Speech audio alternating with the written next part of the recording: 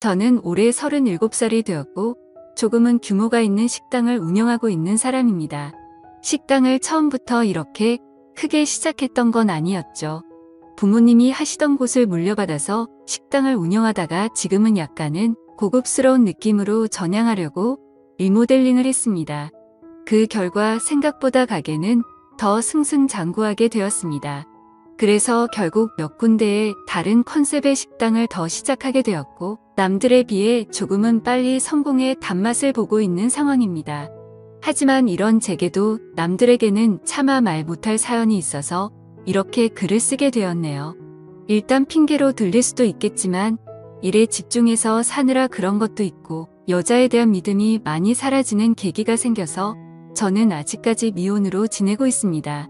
제가 하고 있는 고민은 친구였던 놈의 아내와 사랑을 나누게 되었고 그 사실을 친구가 알게 되면서부터입니다.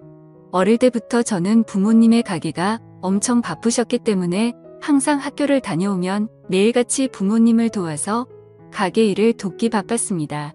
그러다 보니 자연스럽게 많은 친구들과 어울리지는 못하게 되었고 어느 순간부터는 제가 학교에서 괴롭힘을 당할 뻔한 상황까지 생겼었습니다. 하지만 그땐 제가 워낙 숫기도 없고 말주변도 뛰어나지 않아서 학교에서는 조용히 지냈는데 오히려 그 덕분인지 주변 친구들은 저를 괴롭히는데 흥미를 잃게 되었고 저는 또래 친구들과 크게 다를 바 없이 학창시절을 지내게 됐었죠. 그렇게 성인이 될 때까지 학창시절 친하게 지냈던 몇몇 친구들만 봐오면서 지내왔었죠. 몇 년 전 일입니다. 어느 날 친구들과 술을 한 잔 마시는데 동창회를 하는데 친구들이 다 같이 나가자고 하더라고요. 사실 저는 내키지는 않아서 참석하지 않으려고 했습니다. 어릴 때의 기억은 그다지 좋지 않았었기에 별로 나가고 싶지 않았죠. 그런데 그때 친구의 한마디가 제 마음을 돌리는 계기가 되었습니다. 너 지연이도 이번 동창회 모임에는 참석한다는데 너 진짜 안 나가려고? 지금은 이렇게 사업도 성공해서 잘 사는데 지금 이런 모습 보여주고 싶지 않냐고 하는 겁니다. 그래서 저는 1초의 망설임도 없이 동창회를 꼭 참석해야겠구나 라고 생각을 했습니다. 어릴 때부터 짝사랑했던 그녀도 동창회에 나온다고 하니 어떻게든 나가고 싶었죠. 그때는 정말 말주변도 없어서 바라만 보고 마음을 애태웠던 여자인데 제 마음 가슴속에 묻어두었던 감정이 다시금 살아나는 기분이었습니다. 그렇게 동창회 모임의 날이 다가왔고 거의 20년 가까이 한 차례도 보지 않다가 만나니까 누가 누군지도 잘 모르겠더라고요. 하지만 딱 2명은 정확하게 얼굴을 보자마자 옛날 생각이 나서 바로 알겠더군요. 한 명은 제 짝사랑이자 첫사랑이었던 그녀였었죠. 어릴 때에 비해 나이가 많이 들어서 30대 초반이 되었을 때라 풋풋함보다는 약간은 성숙해진 느낌이었고 옛날 얼굴이 조금은 묻어났지만 약간은 평범하게 변해 있더라고요. 그래서 첫사랑은 가슴에 묻어두라는 말이 괜히 있는 게 아니구나 싶었습니다. 그렇게 조금은 실망감을 안고 괜히 왔다 싶은 마음이 들었지만 막상 다들 오랜만에 보니까 반가워서 주변 동창들과 인사를 하고 있었죠. 그러다 눈에 들어온 한 친구. 그 친구는 잊을 수가 없는 얼굴이었습니다. 어렸을 때 저를 모함하고 따돌리려고 주동했었던 친구였었죠. 여전히 곱상하게 생긴 외모에 여자들이 잘 따를 만큼 잘생겼더라고요. 그 친구도 저를 보더니 다가와서 인사를 건네더라고요. 그동안 잘 지냈냐? 어떻게 지내냐? 이런 형식적인 인사를 나누는데 사실 딱히 다시 보고 싶지는 않았던 친구였기에 껄끄러웠습니다. 그래서 별로 기분이 좋지 않아 대충 대답을 하고는 얼른 다른 자리로 몸을 옮겼죠.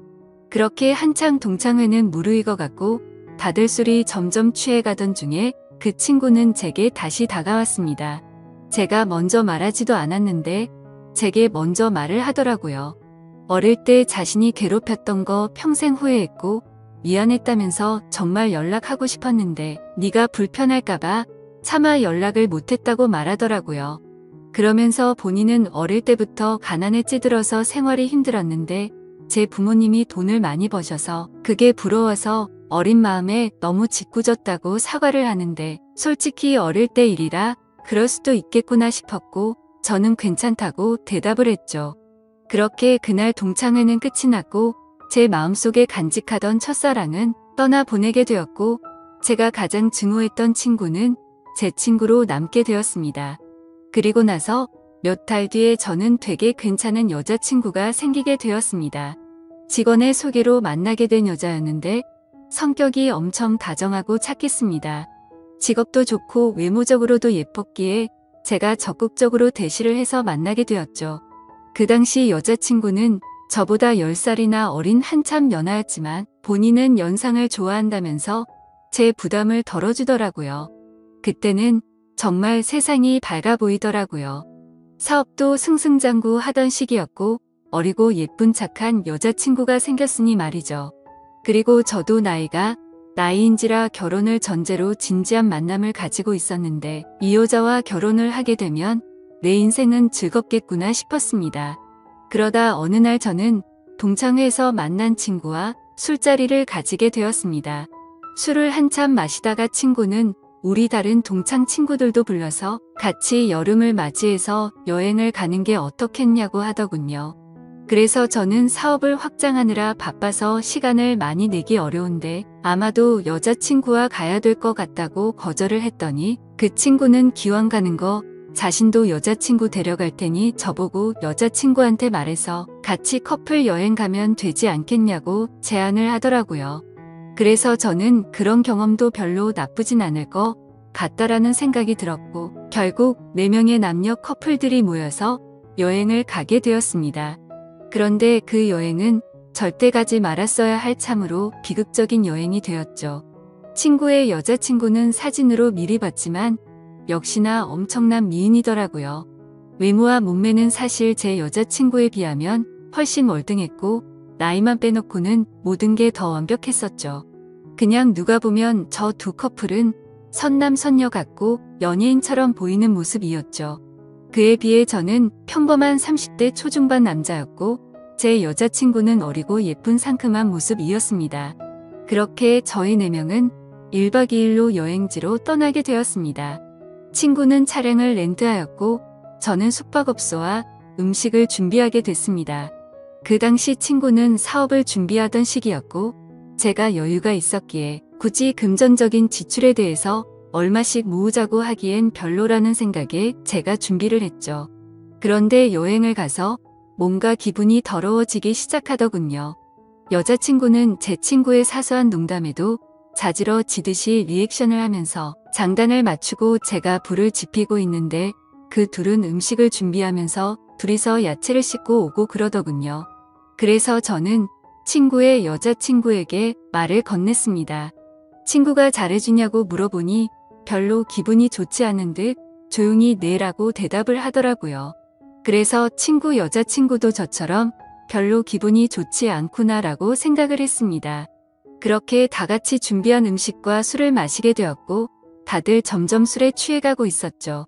한참을 마시다 보니 저는 술에 취해서 정신을 잃고 잠깐 잠이 들었습니다. 눈을 떠보니 친구 여자친구만 혼자서 덩그러니 술을 마시고 있더라고요. 친구랑 제 여자친구는 어디 갔냐고 물어보자 앞에 바람 좀 쐬러 나갔다고 말하더군요.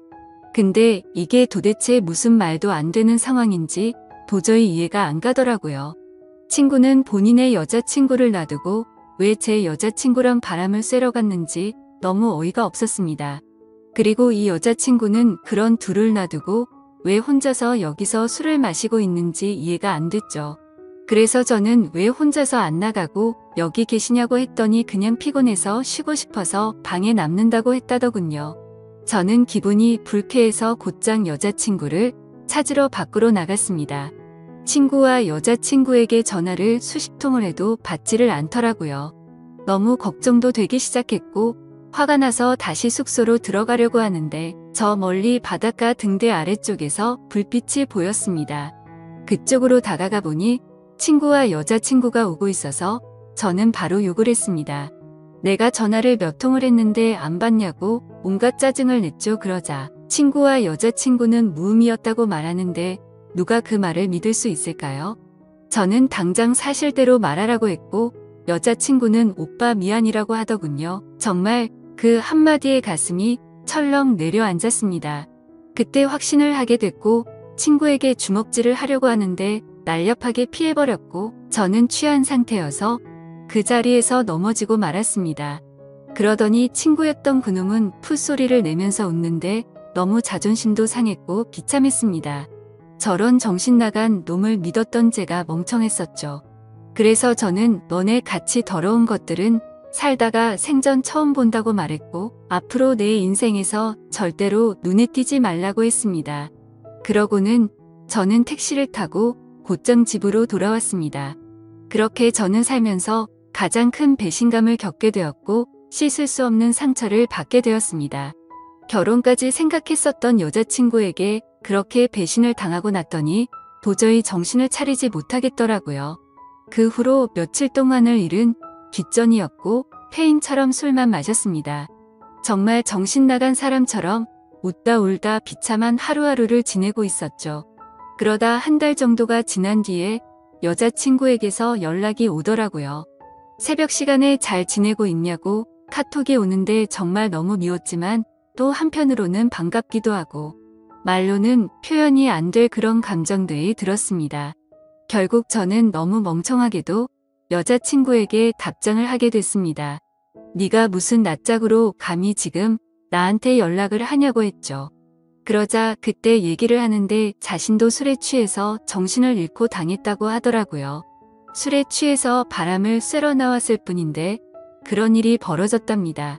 저는 그 말을 고지곳대로 믿었습니다. 아니 사실 그 말을 믿고 싶었던 걸지도 모르죠. 그만큼 제게 있어서 그 당시 여자친구의 존재는 너무 큰 사람이었습니다. 저는 그런 여자친구를 용서를 하고 다시 만나게 되었지만 믿음이라는 건 한번 무너지고 나니 도저히 회복이 안 되더라고요. 그렇게 겨우겨우 버티면서 만나던 어느 날이었습니다. 같이 밥을 먹다가 여자친구가 화장실에 간 사이 여자친구의 폰이 울렸습니다. 사실 여자친구가 의심스러워 비밀번호 패턴을 외워두었기에 바로 풀어서 확인을 했죠. 근데 평소 여자친구는 카톡을 썼는데 알 수 없는 메신저로 연락이 와 있더군요. 예상대로 여자친구는 아직도 제 친구라는 그놈과 연락을 주고받고 있었습니다. 정확히 말하면 여자친구가 그 친구놈에게 매달리고 있더군요. 친구는 여자친구가 너와 연락하는 거 불편해하니까 이제 그만하라고 하고 있었고 제 여자친구는 일단 만나서 얘기하자 오빠를 너무 사랑해서 아무것도 못하겠다 이따위 내용을 보내고 있더군요. 차라리 다시 만나지 말걸 이라는 생각이 들었습니다. 때마침 여자친구는 테이블로 오고 있었고 저는 곧장 일어서서 나가버렸습니다. 그리고 그날 이후로는 깨끗이 잊었고 모든 연락을 차단하고 일에만 집중해서 살았습니다. 아무쪼록 저는 그 계기로 여자에 대한 혐오증이 생겨버렸고 결혼을 절대 하지 말아야겠다라고 생각하고 살았습니다. 그 결과 결혼을 하고 평범한 삶을 사는 데는 실패를 했지만 사업이 연쇄적으로 잘된 덕분에 또래 누구보다도 성공한 삶을 살고 있었죠. 그렇게 저는 마음도 점점 안정을 찾아갔고 새로 런칭한 레스토랑에서 일을 보고 있었습니다. 그런데 엄청 미인의 여자들이 가게로 들어오더라고요. 저는 반갑게 인사를 하면서 테이블로 안내를 하는데 그 일행 중에 한 명이 제 이름을 부르면서 혹시 재우 씨 아니냐고 하더라고요. 그래서 얼굴을 봤더니 친구놈의 여자친구였습니다. 몇 년이 지났지만 워낙 미인이었기에 바로 알겠더라고요. 끼리끼리 논다더니 미인들끼리 노는구나 싶었죠. 근데 그런 미인들 중에서도 사실 제일 예쁘더군요. 아무튼 그녀의 주변 친구들이 아는 분이냐고 물어댔고 그녀는 예전에 알게 된 분이라며 혹시 여기도 새로 오픈한 곳이냐고 묻더라고요. 저는 맞다고 대답을 했고 주변에 있던 사람들이 어떻게 이렇게 젊은 나이에 이렇게 좋은 자리에 큰 레스토랑을 열었냐면서 다들 놀라워하는데 괜히 으쓱하더군요. 그래서 즐거운 시간 보내라고 하고는 뭔가 잘난 척이 하고 싶었던 건지 비싼 와인을 서비스로 내주었죠. 그렇게 그날 이후로 그녀는 이따금씩 저희 레스토랑에 찾아오고는 했고 가벼운 인사들만 나눴습니다. 그러다 점심 식사를 마치고 나가면서 오늘 저녁에 술이나 한잔할까요? 라고 묻더라고요. 저는 갑자기 그런 제안을 받자 뭐 하는 거지 싶었는데 본인도 그때 만나던 친구놈과 헤어졌다며 시간 괜찮으면 연락하라면서 명함을 주고 나가더라고요. 내가 왜 너랑 술을 먹냐고 생각은 했지만 행동은 달랐죠. 연예인보다 더 예쁜 미인이 술을 먹자고 하는데 라는 생각도 들었고 사실 그 친구놈이랑 그 사건이 있고 나서 어떻게 됐는지도 궁금하더라고요. 그래서 그날 저녁 근사한 곳에 약속 장소를 잡고 저는 신나는 기분으로 나갔습니다. 그녀는 점심때와는 다른 여성스러운 복장으로 제가 있는 곳으로 다가오는데 진짜 선녀 같다랄까. 후광이 비치는 게 이런 거구나 싶었습니다. 넋을 놓고 있다가 저희는 그렇게 식사를 하면서 술을 마시기 시작했죠. 그래서 저는 머쓱하게 그동안 잘 지내셨냐고 물었고 그녀는 종종 보시면서 처음 물어보시네요. 라면서 웃는데 솔직히 그 미소에 가슴이 두근거릴 정도였습니다.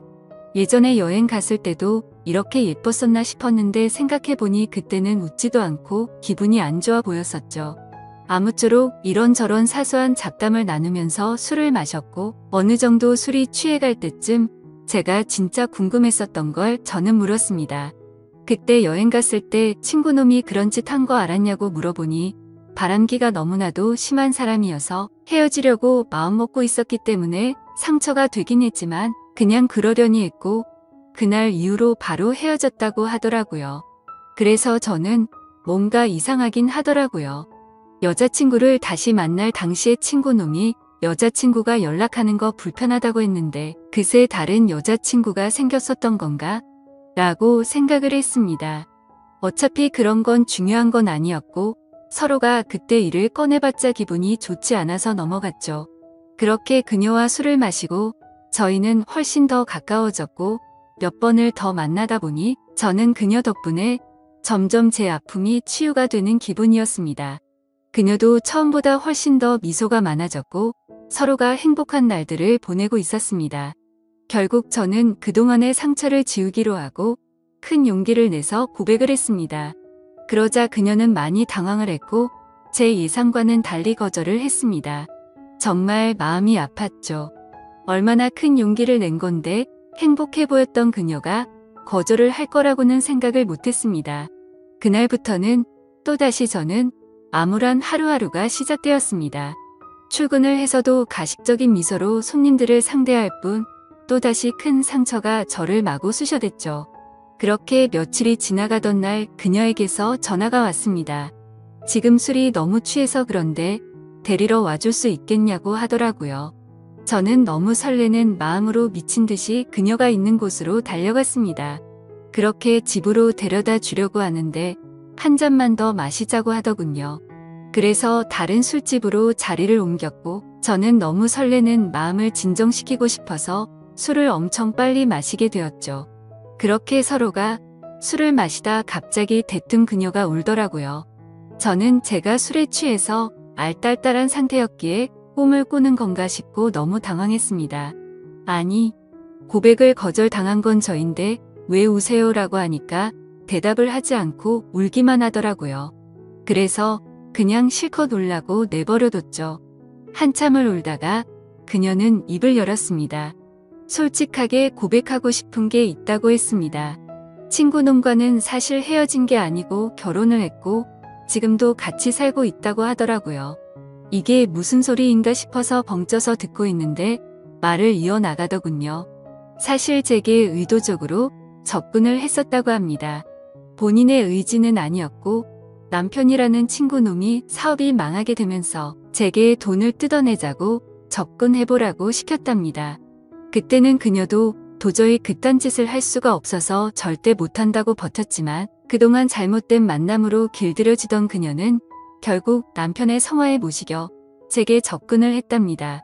그렇다고 처음 만난 것부터가 의도적인 건 아니었고 그때 만난 걸 남편에게 말했더니 남편이 제 뒷조사를 했고 이렇게 계획을 세웠다고 하더라고요. 그리고는 저를 만나는 동안 자신이 너무 잘못된 삶을 살아왔다고 많이 느꼈다고 합니다. 못된 생각으로 접근한 건 맞지만 저와 있을 때면 이런 게 연애를 하는 기분이구나라고 생각을 했고 자신도 모르게 점점 제게 진심으로 마음을 주고 있었다네요. 그런데 그런 나쁜 의도로 접근한 자신에게 고백을 하니까 너무 당황하게 됐고 거절을 할 수밖에 없었답니다.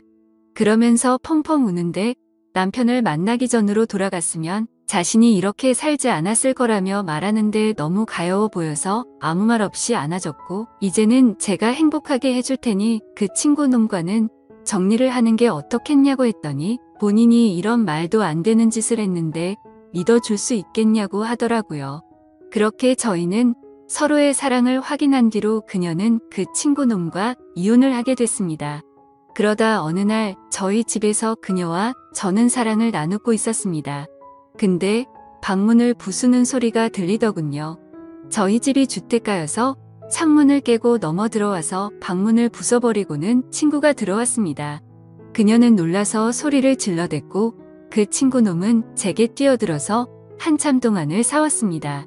그러다 경찰이 도착하게 됐고 그 상황은 정리가 되었죠. 친구였던 그놈은 아내였던 그녀가 마음이 달라져서 이혼을 하게 되자 앙심을 품고 미행을 했던 거였습니다. 그래서 저희 집에 몰래 들어오게 된 거였죠. 그 결과 친구놈은 곧바로 죽어 침입에 이어 폭행죄로 유치장 신세가 되었는데 사실 이 인간을 어떻게 해야 할지가 고민입니다. 뭔가 법적으로 지나치게 처벌하려고 하면 왠지 저와 그녀에게 보복을 할까봐 그런 게 걱정이 되기 때문이죠.